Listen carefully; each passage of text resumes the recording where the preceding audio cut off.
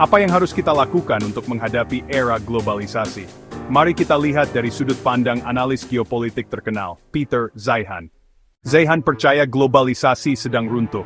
Rantai pasok makin rapuh, negara harus mandiri.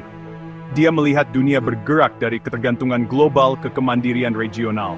Sistem perdagangan internasional yang kita kenal selama puluhan tahun ini akan berubah drastis.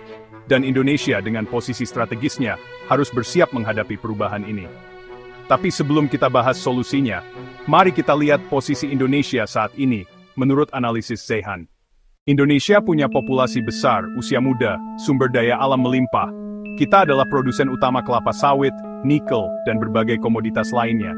Namun, masalahnya adalah kita masih tergantung pada ekspor bahan mentah, tapi masih tergantung pada ekspor bahan mentah dan impor teknologi.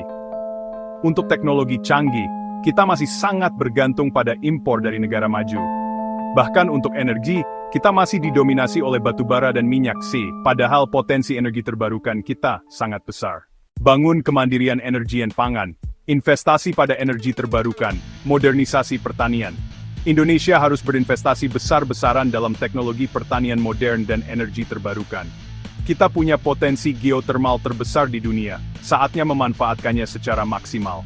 Perkuat manufaktur lokal, naik dari ekspor bahan mentah ke produk jadi.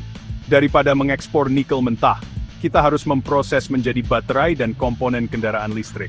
Contohnya, kebijakan larangan ekspor nikel tahun 2020 memaksa investor asing membangun pabrik di Indonesia. Jaga stabilitas domestik dan demografi muda, pendidikan, kesehatan, keterampilan digital.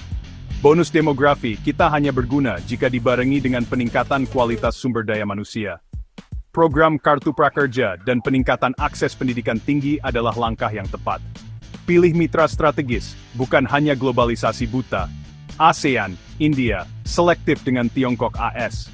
Indonesia harus memanfaatkan posisi strategis sebagai penjaga jalur perdagangan dunia. Zeihan akan berkata, jangan tunggu pasar global menolong, Indonesia harus mandiri, lalu baru pilih mitra terbaik. Jadi, menurut Zeihan, menghadapi era globalisasi berarti mandiri dulu, baru terhubung ke dunia dengan cara yang cerdas.